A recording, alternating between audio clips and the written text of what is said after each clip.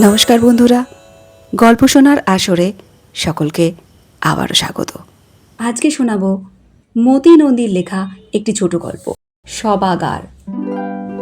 মুকুন্দ খবর কাগজের প্রথম পাতায় 4টি মৃত্যু দেখল, বাসি মুখেই। 2জন বিদেশি মন্ত্রী, একজন বাঙালি ডাক্তার ও কেরলের জনৈক এমপি। 4 জনই করোনারি থ্রম্বোসিসে। ওদের বয়স 72, 55, 58 ও 56। মুকুন্দর বয়স 51, কিন্তু সে ব্যাংকের প্রবীণ কেরানি। থাকে পৈতৃক বাড়িতে, ছোট সংসার, 1 তলা ভাড়া দেওয়া। 2 তলায় রান্নাঘর ও কলঘরের লাগোয়া বারান্দায় দাঁড়িয়ে দাঁত মাজতে মাজতে সে চিন্তিত স্বরে লীলাবতীকে উদ্দেশ্য করে বলল, থ্রম্বোসিসে আজকাল খুব মরছে। লীলাবতী চা তৈরিতে ব্যস্ত। বলল, কে আবার মরল? হাঁ করে ভিতরের পাটিতে বুরুশ ঘষতে ঘষতে মুকুন্দ বলল, খবর কাগজে দিয়েছে 4 জন। থ্রম্বোসিস হয়েই তো ছোট ঠাকুরজির শ্বশুর আপিস যাবার সময় বাসের মধ্যে মরে গেল। পাশের লোকটা পর্যন্ত টের পায়নি। কি বাজি রোগ রে বাবা। এরপর লীলাবতী যা যা বলবে মুকুন্দর জানা আছে। কি দশাসই চেহারা ছিল, কি দারুণ রগর করত, কি ভীষণ খাইয়েছিল ইত্যাদি। 1 তলার কলঘরে ছিটকিনি খোলার শব্দ হতেই মুকুন্দ বারান্দার ধারে সরে এলো। শুকনো শাড়িটা আলগা করে সদ্য স্নাত দেহে জড়িয়ে শিপ্রা বেরোচ্ছে। হাতে গোছা করে ভিজে কাপড়, শীতল পাটির মতো গায়ের চামড়া, দেহটি নধর। লীলাবতী রান্নাঘর থেকে একটানা কথা বলে যাচ্ছে। মীরা স্কুলে যাবার জন্য আয়নার সামনে, মনু তার ঘরে এখন ঘুমোচ্ছে। শিপ্রা উঠোনের তারে কাপড় মেলে দিতে দিতে মুকুন্দকে দেখে ভ্রুকুটি করেই হাসল। গোড়ালি মুখ ও 2টি হাত তোলা, চিবুক এবং বগলের কেশ থেকে জল গড়াচ্ছে। হাসতে গিয়েই ভারসাম্যটা টলে গেল সামান্য। তাইতে ওর বুক ও পাছার যৎসামান্য কম্পনটুকু উপভোগ করতে করতে মুকুন্দ মাজনের ফেনা গিলে চেটো দিয়ে কষ মুছে নিয়ে হেসে লীলাবতীকে বলল, এর থেকেও পাজি রোগ ক্যান্সার। নিচের ভাড়াটে শিপ্রার স্বামী গৌরাঙ্গকে 1 দিন আগে জবাব দিয়ে ক্যান্সার হাসপাতাল ছেড়ে দিয়েছে। এখন দিন গুনছে। লীলাবতী গলা নামিয়ে বলল, যা অবস্থা দেখলুম, মনে হচ্ছে এ মাসের মধ্যেই হয়ে যাবে। বউ মেয়ের যে কি দশা হবে এরপর। মনুকে তুলে দাও তো, চা হয়ে গেছে। মনুকে ডাকতে গিয়ে মুকুন্দ দরজার কাছে থমকে গেল। কাত হয়ে খাটে ঘুমোচ্ছে, লুঙ্গিটা হাঁটুর উপরে উঠে রয়েছে। 22 বছরের ছেলে, কলেজে পড়ে। ঈষৎ গম্ভীর প্রকৃতির, বাপের সঙ্গে কমই কথা বলে। মুকুন্দ সন্তর্পণে লুঙ্গিটা নামিয়ে মনুর কাঁধে মৃদু ঝাঁকুনি দিয়ে বলল, ওঠ, চা জুড়িয়ে যাচ্ছে। ঘর থেকে বেরিয়ে কলঘরে মুখ ধুতে যাবার সময় মুকুন্দ দেখল মেয়ের ফ্রকটা তারে মেলবার জন্য শিপ্রা ছুঁড়ে দিল এবং পড়ে গেল উঠোনের মেঝে। মুকুন্দর মনে পড়ল তারটা এত উঁচু করে বেঁধেছিল গৌরাঙ্গই।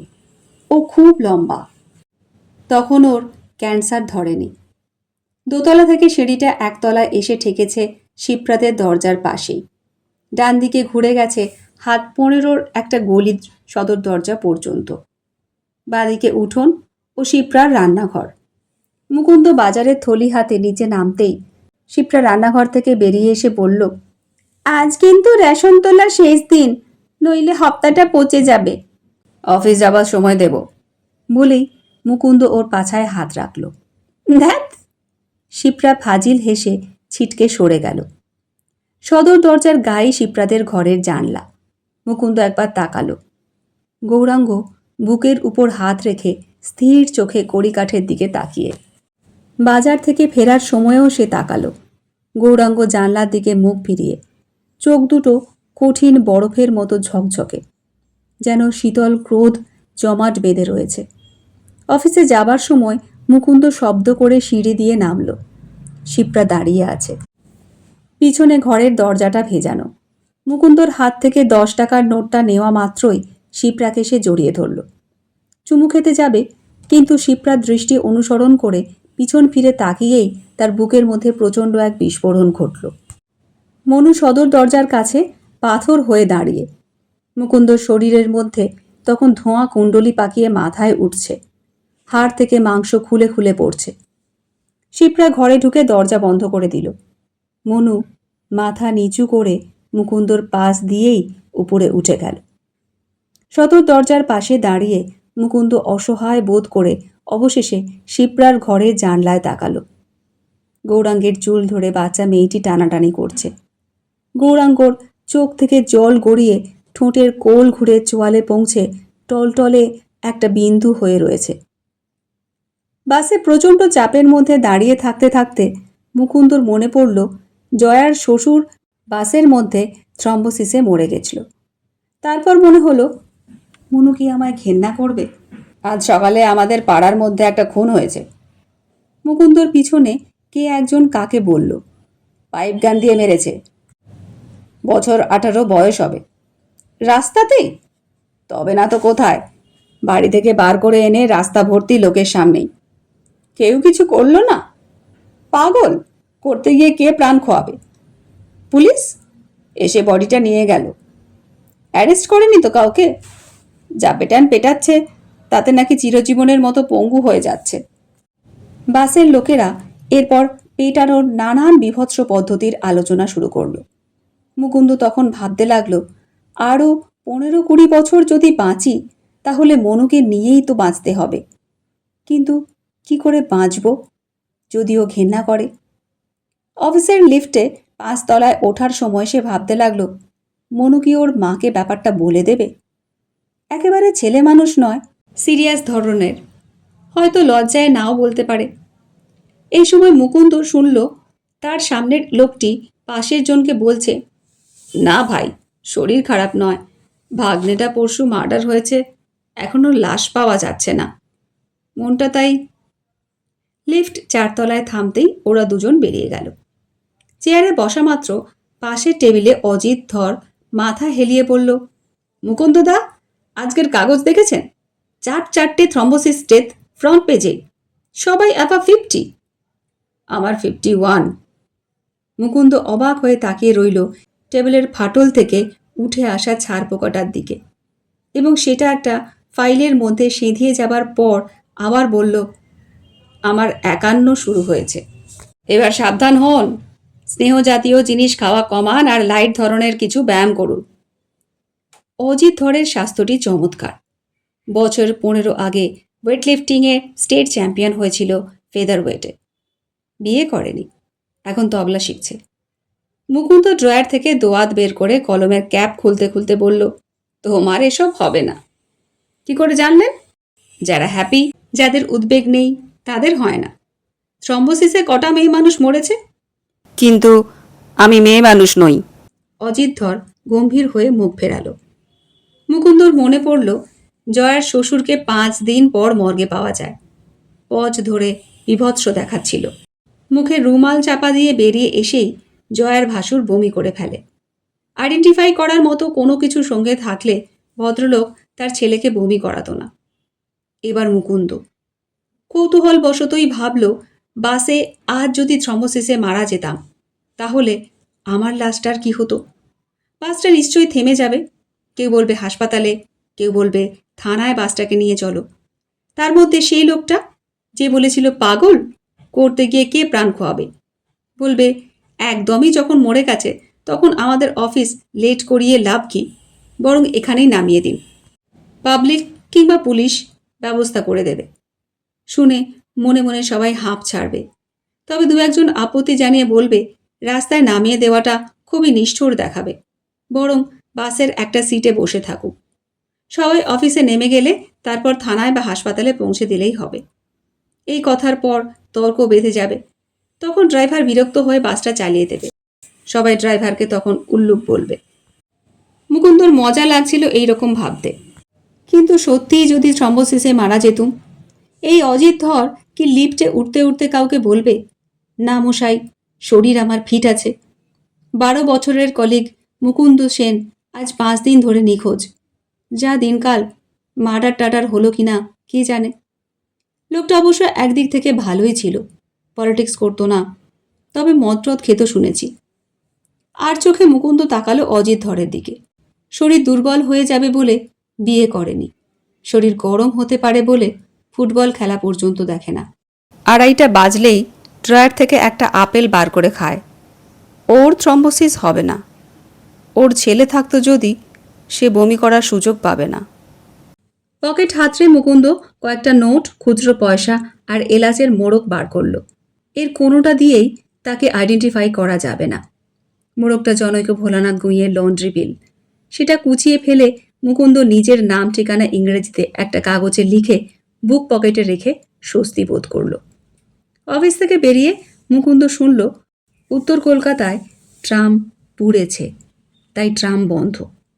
বাস স্টপে গিয়ে দেখল শিশির নামে লিভ সেকশনে নতুন ছেলেটি দাঁড়িয়ে। বছর 25 বয়স, ফার্স্ট ডিভিশনে ফুটবল খেলে, অফিস টিমে খেলবে বলেই চাকরি পেয়েছে। আটো সাটো প্যান্ট, নাভির নিচে বেল্ট, উঁচু গোড়ালির ছুঁচলো জুতো আর ছিপছিপে শরীর। অফিসের মেয়েরা যে ওর দিকে তাকায় এটা ও জানে, কিন্তু শিশির এখন ধুতি পাঞ্জাবি চটি পরে দাঁড়িয়ে। ব্যাপার কি? এই বেশে তোমায় ঠিক মানাচ্ছে না ভাই, কেমন যেন বয়স্ক বয়স্ক লাগছে। শিশিরকে মুহূর্তের জন্য অপ্রতিভ দেখালো। একটা সুঠাম মেয়ে শ্যামবাজারের বাসে ওঠার জন্য মরিয়া হয়ে ধাক্কা দিতে দিতে এগোলো এবং হ্যান্ডেল ধরে পা রাখা মাত্র বাস ছেড়ে দিল। পাদানির একটি যুবক তৎক্ষণাৎ মেয়েটির পিঠে বাহুর বেড় দিল। শিশির বাসটার থেকে চোখ সরিয়ে তিক্ত স্বরে বলল, এখন সব থেকে সেফ বুড়ো হয়ে যাওয়া। আমার পাশের বাড়ির ছেলেটাকে মাসখানেক আগে পুলিশ রাস্তা থেকে ধরে নিয়ে এমন মেরেছে যে হাঁটু দুটো এখনো ভালো করে মুড়তে পারে না। আমি জানি ছেলেটা কোনো গোলমালে নেই, শুধু ডাঁটো বয়সের জন্যই ও সর্বনাশ হলো। মুকুন্দ চিন্তিত স্বরে বলল, আমার ছেলেও গোলমালে থাকে না, কিন্তু কার সঙ্গে মিশছে তা তো জানি না। শিশির আলতো করে চুলে হাত বুলিয়ে বলল, আমার ভাই কাল বাড়িতে বোমা এনে লুকিয়ে রেখেছিল। জানেন মুকুন্দদা, আমরা খুব গরিব, খেলার জন্যই এই চাকরি। পঙ্গু হয়ে যায় যদি আমায় রাখবে কেন? এখন তো কনফার্মড হয়নি। এই শরীরটাই আমার সব। মুকুন্দকে আর কিছু বলতে না দিয়ে শিশির প্রায় ছুটেই রাস্তা পার হয়ে ভিড়ে মিশে গেল। কিছুক্ষণ তাকিয়ে মুকুন্দও হাঁটতে শুরু করলো। আধ ঘন্টা হাঁটার পর তার মনে হলো রাস্তা ক্রমশ ফাঁকা দেখাচ্ছে। পথচারী কম, গাড়িগুলো জোরে যাচ্ছে। সিআরপি ভরাত লরি 3-4 বার চোখে পড়ল। ক্ষীণ বিস্ফোরণের শব্দও শুনতে পেল। মুকুন্দ স্থির করল গলি ধরে যাওয়াই ভালো। মিনিট কয়েক পরেই মুকুন্দর গা ছমছম করতে লাগলো। যতই এগোয় সব কিছু ভূতে পাওয়ার মতো ঠেকছে। বাড়িগুলোর দরজা জানলা বন্ধ, চাপা ফিসফাস শোনা যাচ্ছে। অন্ধকারে ছাদে আবছা মুখের শাড়ি, দূরে দূরে রাস্তার আলো, মাঝেরটা নেভা। দুধারে শ্যাওলা ধরা পলেস্তরা খসা বিবর্ণ দেয়ালগুলোর মাঝখানে গর্ত, ঢিবি আর আস্তা কুঁড় ভরা রাস্তাটাকে প্রাচীন সুড়ঙ্গের মতো দেখাচ্ছে। নিজের পায়ের শব্দে মুকুন্দর এবার মনে হতে লাগলো কেউ পিছু নিয়েছে। আরেকটু এগিয়ে ডান দিকের গলিটা দিয়ে 3-4 মিনিটের মধ্যে বাড়ি পৌঁছানো যায়। তবে মুকুন্দ আর এগোতে সাহস পেল না। পাশে সরু গলির মধ্যে ঢুকে বড় রাস্তার দিকে কিছুটা এগিয়ে আচমকা একটা রাইফেল ও 2টো পিস্তলের মুখোমুখি হয়ে 2 হাত তুলে সে দাঁড়িয়ে পড়ল। কোথায় যাচ্ছেন? সাদা প্যান্ট হলুদ বুশশার্ট পরা লোকটি মুকুন্দর পেটে পিস্তলের নল ঠেকিয়ে রুক্ষ স্বরে প্রশ্ন করল। বাড়ি যাচ্ছি স্যার, পাশের বঙ্কু সরকার লেনে থাকি। তাহলে এখানে কেন? অফিস থেকে ফিরছি, গোলমাল দেখে গলি দিয়ে যাচ্ছিলুম। পাড়ায় কারা কারা বোমা ছোঁড়ে? জানি না স্যার। নাকি বলবেন না? সত্যি আমি জানি না। ইউনিফর্ম পরা ভারিক্ষী ধরনের যে লোকটি এতক্ষণ শুধু মুকুন্দর দিকে তাকিয়েছিল বলল, নিয়ে গিয়ে দেখাও তো, আইডেন্টিফাই করতে পারে কিনা। মুকুন্দর কোমরে পিস্তলের খোঁচা দিয়ে হলুদ বুশশার্ট বলল, বায়ে। সে তক্ষুনি বাঁদিকে ফিরে 2 হাত তুলে চলতে শুরু করলো। রাস্তার যেখানটায় আলো কম এবং 2টো বাড়ি দেয়াল দয়ের মতো হয়ে একটা কোণ তৈরি করেছে, সেখানে টর্চের আলো ফেলে লোকটি বলল, ওকে চেনেন? মুকুন্দ দেখল একটা দেহ উপুড় হয়ে পড়ে, মুখটা পাশে ফেরানো, দুহাত তোলা অবস্থায় এগিয়ে এসে ঝুঁকে মনু বলে অস্ফুটে কাতরে উঠেই বুঝল দেখতে অনেকটা মনুর মতোই। চোখের পাতা খোলা, নীল জামাটা ফালা হয়ে পিঠ উন্মুক্ত, কঠিনভাবে আঙুলগুলো মুঠো করা, ঠোঁট দুটো চেপে রয়েছে, গলায় গভীর ক্ষত, হিচড়ে টেনে আনার দাগ প্যান্টে। গলা থেকে চোয়ানো রক্ত থকথকে হয়ে উঠতে শুরু করেছে।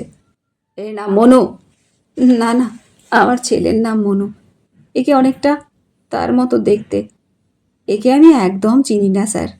কখনো একে দেখেননি? ভালো করে দেখে বলুন। মুকুন্দ আবার ঝুঁকে পড়ল।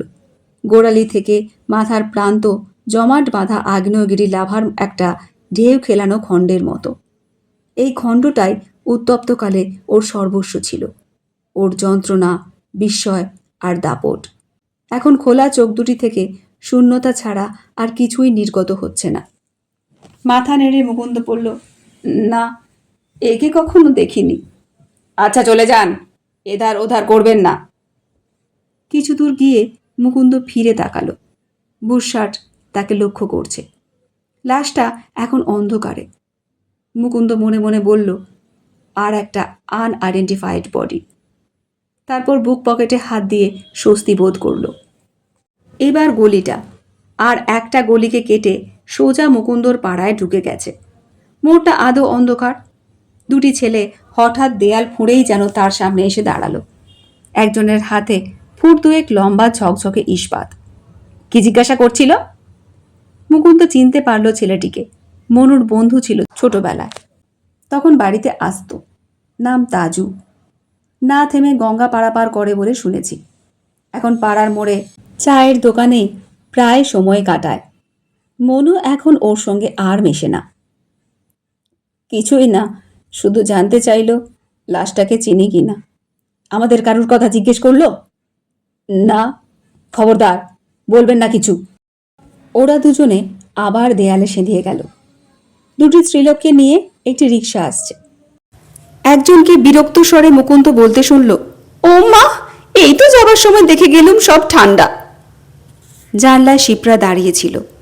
মুকুন্দকে দেখেই আলো জেলে দরজা খুলে বলল, যা ভাবনা হচ্ছিল আমার জন্যে, তবে না তো কি।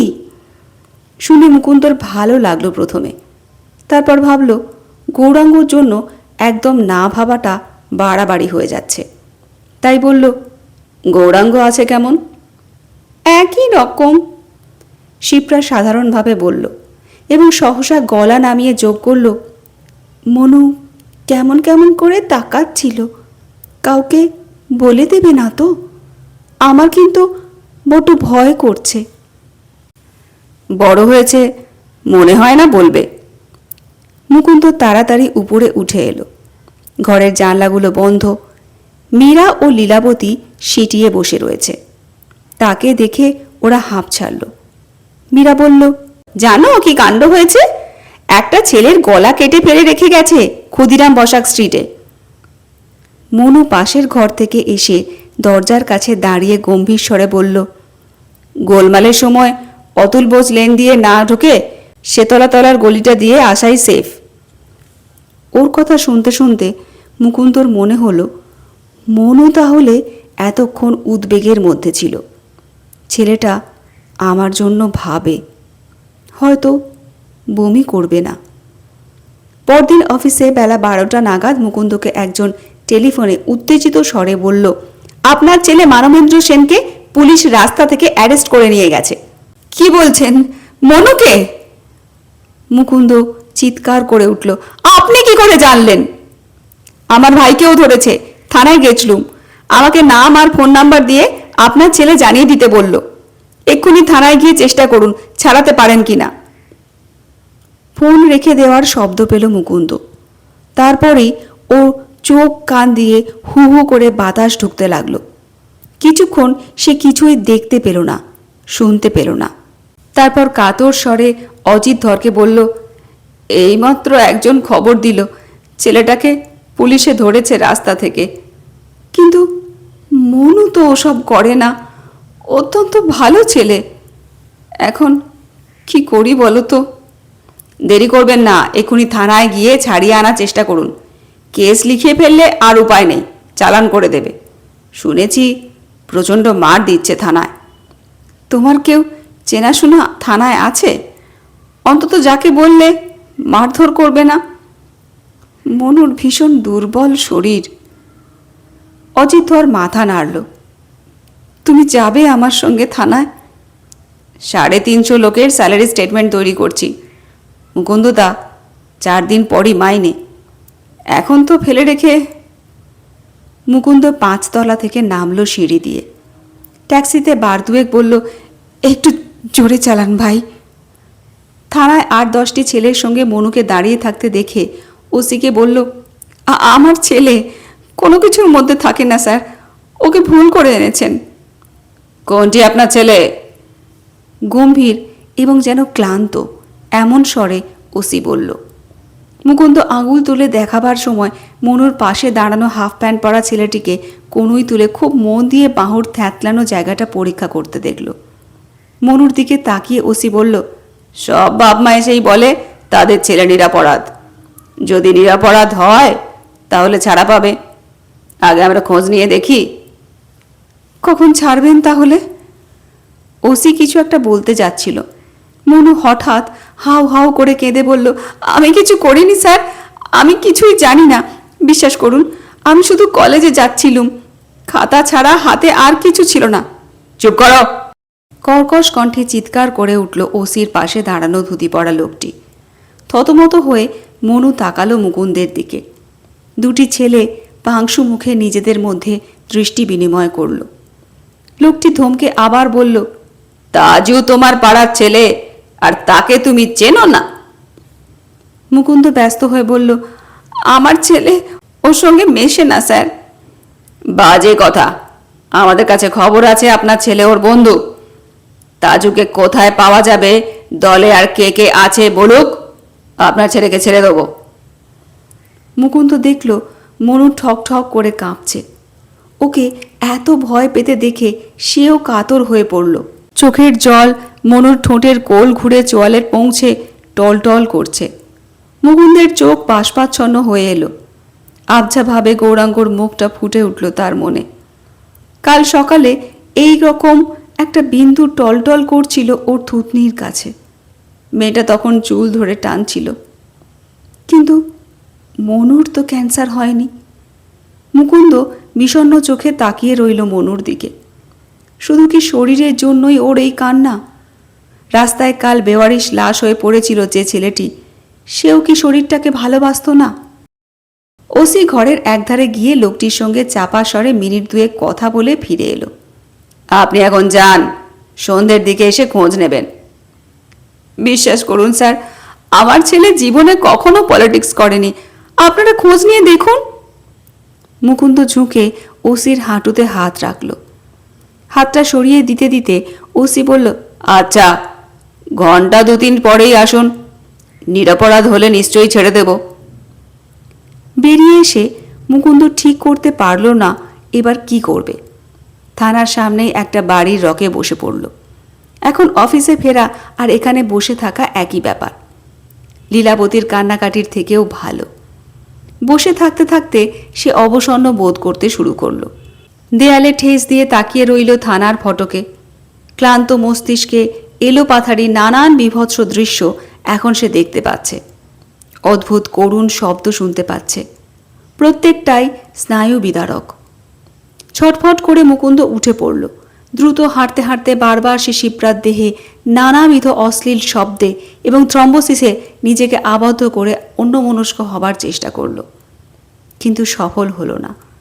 সব কিছু ছাপিয়ে মনুর কান্নাটা তাকে পেয়ে বসছে।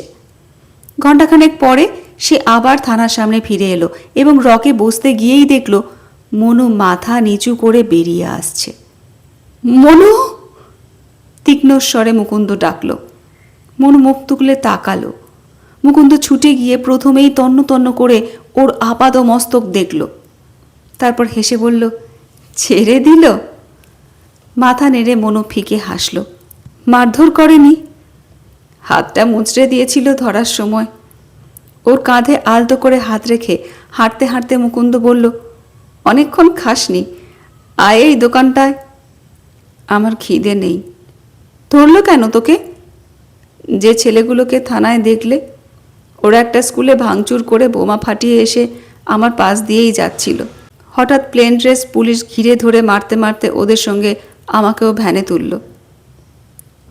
তুই যদি বুড়ো মানুষ হতিস তাহলে ধরতো না। মনু জবাব দিল না। মিনিট খানেক পর মুকুন্দ বলল, অফিসে ফোন পেয়েই সোজা থানায় এসেছি। বাড়ির কেউ জানে না। তুই বাড়িতে এ সম্পর্কে কিছু বলিস না, তাহলেই তোর মা কান্না জুড়ে দেবে। ঘাড় ফিরিয়ে মনু তাকালো ওর দিকে। চোখ দুটো দেখে মুকুন্দর বুকের মধ্যে ক্ষীণ একটা বিস্ফোরণ ঘটে গেল। ধোঁয়ার কুণ্ডলীর মধ্যে দিয়ে আবছাভাবে সে গৌরাঙ্গের চোখ দুটি দেখতে পেল। ঠিক এই চাহনিতেই সে চিত হয়ে কড়িকাঠের দিকে তাকিয়েছিল। মুকুন্দর আবার মনে হলো মনুর যেন ক্যান্সার হবে। তোকে আর কিছু কি জিজ্ঞাসা করেছে? চমকে উঠে মনু ভ্রু কুঁচকে অস্বাভাবিক স্বরে বলল, কি জিজ্ঞাসা করবে? যা জানতে চাইছিল। কিছু জিজ্ঞাসা করেনি। মনু দাঁড়িয়ে পড়ল। আমি এখন বাড়ি যাব না, তুমি বাড়ি যাবে? আমি? মুকুন্দ দুধারে তাকিয়ে নিয়ে বলল, দেখি কোথাও গিয়ে সময় কাটাতে পারি কি না। মনু ভিড়ে মিলিয়ে না যাওয়া পর্যন্ত মুকুন্দ তাকিয়ে রইল। তারপর স্থির করল ও ক্লাস 9-এ ওঠার পর আর মাতাল হয়নি, আজ হব। রাত প্রায় 12টায় মুকুন্দ বাড়ি ফিরল। কড়া নাড়ার আগেই সদর দরজা খুলে গেল। অন্ধকারে শিপ্রাকে জড়িয়ে ধরার জন্য হাত বাড়াতেই চাপা স্বরে মনু বলল, এখন এত রাত করে বাড়ি ফিরো না। মুকুন্দ অন্ধকারের মধ্যে মনুর মুখটা 2 করতলে একবার চেপে ধরে কথা না বলে দোতলায় উঠে গেল। সকালে দেরিতে ঘুম ভাঙল তার। চা খেতে খেতে মনুর খোঁজ করল। 2টি ছেলে তাকে ডেকে নিয়ে গেছে শুনেই চায়ের কাপ রেখে তাড়াতাড়ি মুকুন্দ রাস্তায় বেরিয়ে এসে মনুকে দেখতে পেল না। ভয়ে বুক শুকিয়ে এলো তার। শিপ্রাকে ডেকে জিজ্ঞাসা করল, কারা ডাকতে এসেছিল? একজনকে দেখেছি, রোগাপানা, ফর্সা, মনুরই বয়সী। হাতে কিছু ছিল? কেন? ভীতস্বরে শিপ্রা বলল। ধমকে উঠল মুকুন্দ, যার জিজ্ঞাসা করছি তার জবাব দাও। অত শত দেখিনি। মুকুন্দ এবার ছুটে বেরোল। পরিচিতদের কাছে খোঁজ নিতে নিতে ট্রাম রাস্তা পর্যন্ত পৌঁছল। সেখান থেকে 2-3টে গলি ঘুরে গলা কাটা লাশটা যেখানে পড়েছিল সেখানে হাজির হলো। এই সময় তার বুক ফাটা কান্না পেল। বাড়ি ফিরতেই শিপ্রা রান্নাঘর থেকে চেঁচিয়ে বলল, মনু তো অনেকক্ষণ ফিরেছে। একটা করে সিঁড়ি টপকে মুকুন্দ দোতলায় এলো। মনু তার ঘরে চেয়ারে বসে জানলার বাইরে তাকিয়ে। মুকুন্দ ঘরে ঢুকেই বলল, কেন ওরা এসেছিল? কারা? মনু স্থির চোখে মুকুন্দর দিকে তাকিয়ে ধীরে ধীরে চাহনিটা তুলে নিয়ে আবার জানলার বাইরে রাখল। ওরা কি জেনেছে? ব্যগ্র স্বরে মুকুন্দ বলল। কি জানবে? মনু এবার তীব্র চোখে তাকালো। মুকুন্দ ফিসফিস করে বলল, আমি জানি রে, আমি জানি। কি জানো তুমি? তোকে ভয় পেতে দেখেছিলুম। কিসের ভয়? শরীরটার জন্য ভয়। তুমি পাও না? প্রশ্নটি করার জন্যই যেন নিজের উপর অভিমানে মনুর বসার ভঙ্গি কঠিন হয়ে গেল। হ্যাঁ পাই। মুকুন্দ কোমল কণ্ঠে বলল, আমি তোকে দোষ দিচ্ছি না রে। যদি বলতে না চাস তো বলিস না, কিন্তু তুই আমার ছেলে, তোর জন্য আমি ভয় পাচ্ছি।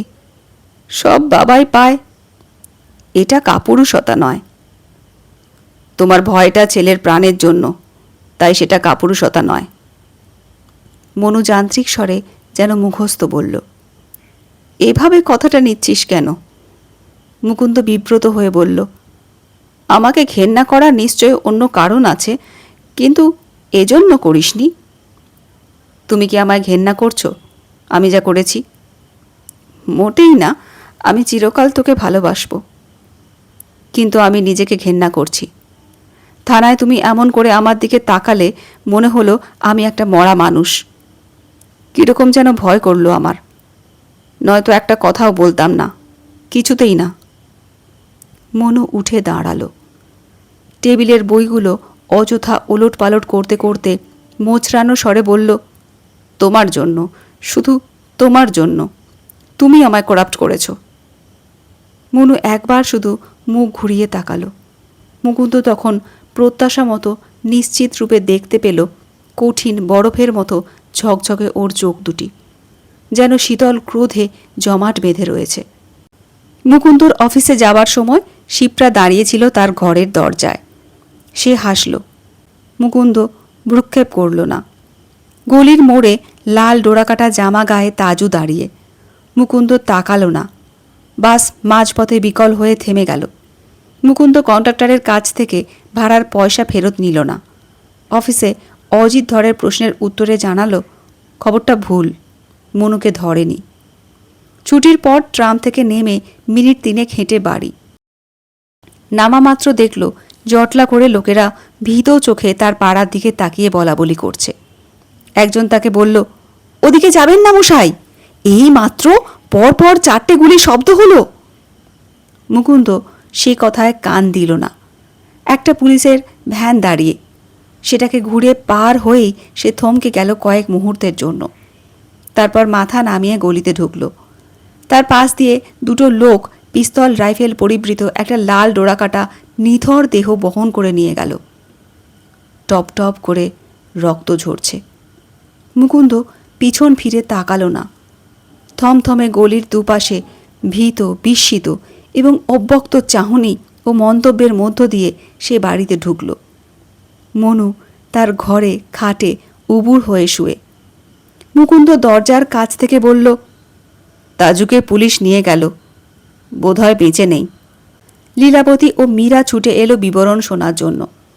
মুকুন্দ তখন কল ঘরে ঢুকল। হঠাৎ পিছনে পায়ের শব্দে সে ঘাড় ফেরাতেই দেখল মনু ঘর থেকে টলতে টলতে বেরিয়ে কল ঘরের দিকেই আসছে। কি হলো বলে মুকুন্দ দ্রুত গিয়ে ওকে জড়িয়ে ধরল। মনু তখন হড় হড় করে মুকুন্দর গায়ে বমি করল। মধ্যরাত্রে মুকুন্দ নিচে নেমে এসে শিপ্রার ঘরের দরজায় টোকা দিল। দরজা খুলে যেতেই সে ঘরে ঢুকে শিপ্রাকে জড়িয়ে ধরল। এগিয়ে কি, ঘরের মধ্যে নয়, ও রয়েছে যে। থাকুক গে। শিপ্রাকে মেঝেতে শোয়াতে শোয়াতে মুকুন্দ বলল, ও তো মরে যাচ্ছেই, তাহলে আবার ভয় কিসের?